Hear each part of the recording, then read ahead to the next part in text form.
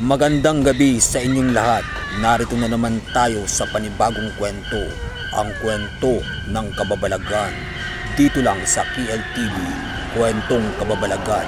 At kung bago ka pa lang sa channel na ito, isubscribe mo na para updated ka sa mga bago kong video na i-upload. Maraming salamat po sa iyong suporta. Manananggal sa Capiz. Sa bayan ng Dumaraw, Capiz, nakatago sa gitna ng mga palayan at kagubatan, may isang lugar na iniiwasan ng lahat kapag sumapit ang dilim, ang sitio ng Malamig. Dito sinasabing naninirahan ang pinakakilalang nilalang ng kababalagan sa buong probinsya. Isang manananggal na kinatatakutan kahit ng matatandang sanay na sa mga kuwentong aswang. Ayon sa matatanda, ang manananggal na ito ay tinatawag na Alondra, isang babaeng maganda, puti at mahaba ang buhok na parang seda. Sa umaga, siya ay kilala bilang isang tahimik at misteryosang dalaga na nakatira mag-isa sa lumang bahay sa gilid ng gubat. Ngunit sa gabi, ang katawang iyon ay nagbabago. Nahati sa dalawa at lumilipad ang kanyang itaas na katawan na may mahahabang pakpak na parang sa paniki, habang ang kanyang tiyan ay bukas at nakalitaw ang bituka na parang buhay. Simula ng kababalaghan. Isang gabi ng Hunyo, bumalik mula Maynila si Jorge, isang 26 anyos na binata, para bisitahin ang kanyang ina na may sakit. Sanay si Jorge sa siyudad at hindi naniniwala sa mga kwento ng aswang. Ngunit isang gabi, matapos siyang dumalo sa lamay ng isang kamag-anak, pinili niyang umuwi mag-isa dumaan sa madilim na bilapil. Habang naglalakad siya, naramdaman niyang may malamig na simoy ng hangin na parang humahaplos sa batok niya. Tahimik ang paligid maliban sa ingay ng mga kuliglig. Ngunit ilang minuto lang, may narinig siyang kakaibang tunog mula sa itaas. Flap, flap, flap. Parang malalaking pakpak na pumapalo sa hangin.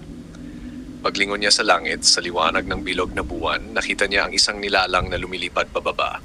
Ang kanyang mukha ay mukha ng babae, maganda ngunit may mata na tila pula at galit na galit. Mula sa baywang pababa ay wala na at ang kanyang mga bituka ay nakalaylay habang lumilipad. Ang dila nito ay mahaba, parang ahas na umuusli at tila humahabol sa hangin. Ang pag-ake. Biglang sumugod ang manananggal pababa kay Jorge. Tumakbo siya, halos madapa sa pilapil, ngunit mabilis ang nilalang.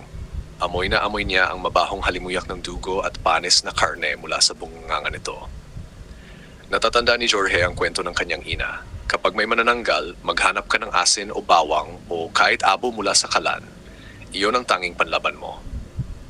Wala siyang dalang bawang, ngunit nadaanan niya ang isang lumang bahay na may maliit na kalan sa harap. Sa desperasyon, sinungkit niya ang mga abo at isinaboy ito sa ere habang lumilipad ang manananggal. Nang tamaan ito, sumigaw ang nilalang ng napakalakas at nakakatindig balahibo, parang huni ng isang paniki na may kasamang iyak ng babae. Umatras ito, ngunit hindi pa tuluyang nawawala. Ang paghahanap sa sariling katawan, alam ni Jorge na babalik ito. Kaya nagpasya siyang sundan ang direksyon ng nilalang bago pa ito makabalik sa kanyang katawan. Dahil ayon sa kwento, kapag natagpuan mo ang naiwan nitong kalahating katawan at nilagyan ng asin o suka ang hiwang tiyan, mamamatay ito. Mula sa gubat, nakita niya ang isang lumang bahay na tila nababalutan ng itim na anino. Sa loob sa ilalim ng banig, nakita niya ang kalahating katawan ng babae, tuwid na nakatayo at may bukas na tiyan na parang hinihintay na lang ang itaas na bahagi. Walang oras, binuhusan niya ito ng asin at suka na nakita sa kusina ng lumang bahay. Ang matinding sigaw. Biglang yumanig ang buong paligid. Mula sa malayo, narinig niya ang lumilipad na katawan ng manananggal na sumisigaw, tila nasusunog mula sa loob. Ang pakpak nito ay nagliyab at sa isang iglap nahulog ito mula sa ere, diretso sa mga damuhan. Nang nilapitan ni Jorge, wala nang buhay ang nilalang. At ang dating maganda nitong mukha ay natunaw, naging parang balat ng sunog na hayop. Pagkatapos ng lahat kinabukasan, kumalat ang balita sa buong bayan. Maraming tao ang nagsabi na si Alondra ay magtaagal ng pinaghihinalaang manananggal, ngunit walang makapagpatunay hanggang sa gabing iyon. Ngunit may isang matanda na lumapit kay Jorge at bumulong, "Anak, huwag kang masyadong magpakampante. Ang paghihiganti ng mga nilalang sa gabi." Ang simula ng bangungot, makalipas ang isang linggo matapos matay ni Jorge si Alondra. Tahimik na muli ang sitio Malamig.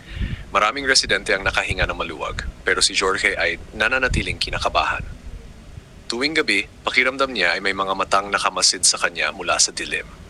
Isang gabi, Habang binabantayan ng ina na may sakit, nakatulog siya sa silya. Bigla siyang nagising nang marinig ang mga yabag sa labas ng kanilang bahay, mabibigat, mabagal, at tilagmamadali. Nang sumilip siya sa bintana, nakita niya sa liwanag ng buwan ang 3 figura na nakatayo sa gilid ng pilapil. Hindi ordinaryong tao ang mga iyon. Isa'y matangkad babae na may kakaibang mahabang lig. Isa na may payat na tila butot balat ngunit may pakpak na nakatiklop. At ang isa ay kalbo, may mahabang kuko at mapupulang mata. Narinig niya ang bulong mula sa dilim. Ikaw, pumatay sa kapatid namin. Ang unang pag-atake. Sumugod ang 3 sa bahay. Agad sinara ni Jorge ang lahat ng bintana at pinto, ngunit narinig niya ang pagkaluskos sa bubong. Nang tumingala siya, bumukas ang bubong na parang papel at lumusot ang nilalang na may mahabang leg. Pilit inaabot ang kanyang ina na mahimbing na natutulog. Sa takot, sinunggaban ni Jorge ang bote ng suka sa kusina at isinaboy sa lig ng nilalang. Agad itong umatras, sumigaw ng napakalakas at lumabas sa bubong.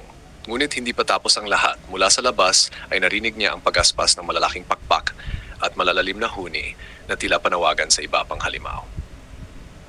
Ang pagtatago alam ni Jorge na hindi niya kayang labanan ng 3 ng mag-isa, kaya dinala niya ang ina at nagtungo sila sa bahay ng isang kilalang albularyo sa kabilang baryo, si Mang Celso, isang matandang lalaking kilala sa pagpapalayas ng masamang espiritu at halimaw. Pagkarating doon, tinabuyan agad ni Mang Celso ang mga nilalang sa paligid gamit ang pinaghalong abo, asin at langis ng niyog na may bulong na orasyon. Ngunit sinabi niya kay Jorge, "Hindi ka ligtas dito, Hijo. Ang pumatay ka ng isang manananggal, lalo na kung malakas siya, ay parang sinumpaan ka na rin. Magbabalik sila hanggang makuha ka." Ang gabi ng paghihiganti kinabukasan, nagpasya si Mang Celso na gumawa ng ritual para putulin ang sumpa kay Jorge. Ngunit kailangan nilang gawin iyon sa mismong lugar kung saan namatay si Alondra, sa gitna ng kagubatan ng Sitio Malamig. Gabi iyon ng kabilugan ng buwan. Habang nagsasagawa ng ritual si Mang Celso, unti-unting lumamig ang hangin. Mula sa dilim, nagsimulang lumitaw ang mga nilalang, hindi lang ang 3 kundi 7. Lahat ay may iba't ibang anyo. May isa na may 4 na mata, isa na parang pugot na may dila na mahaba, at isa na may 2 ulo. Bawiin ang dugo. Bawiin ang dugo. Sigaw nila habang paikot-ikot kay Jorge.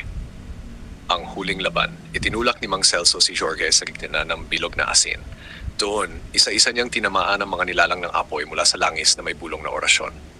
Ang ilan ay nagsisigaw at naglaho, ngunit ang iba ay mas naging mabagsik. Biglang bumagsak mula sa langit ang isang nilalang na mas malaki at mas nakakatakot kaysa kay Alondra.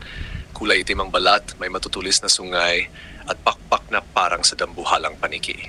Ako si Amara, ang ina ng lahat ng manananggal sa lugar na ito. At ngayon, kukunin ko ang kaluluwa mo. Nagkaroon ng matinding labanan sa pagitan ni Mang Celso at ni Amara. Umabot sa puntong nasugatan si Mang Celso sa braso at halos masira ang bilog ng asin. Sa huling sandali, sinigawan ni Mang Celso si Jorge. Ngayon na, buhusan mo siya ng langis at sunugin. Ginawa ni Jorge iyon at ang buong kaguban ay umalingasaw sa matinding sigaw ni Amara. Unti-unti itong natunaw sa apoy hanggang maging abo. Pagkatapos ng digmaan, matapos ang insidente, bumalik sa normal ang buhay sa Sitio Malamig. Ngunit bago umalis si Mang Celso, binalaan niya si Jorge. Hindi ibig sabihin na wala na sila. May mga pugat pa na manananggal sa buong kapis at may mga lihim na mata na patuloy nakatingin sa iyo. Mula noon, tuwing gabi, kahit tahimik ang paligid, may mga pagkakataong narinig pa rin ni Jorge ang mahihinang flap ng pakpak sa malayo. Paalala, ang aking mga video na ina-upload dito po sa YouTube ay hindi po para manakot. Ito po ay for entertainment purpose only. Maraming salamat po.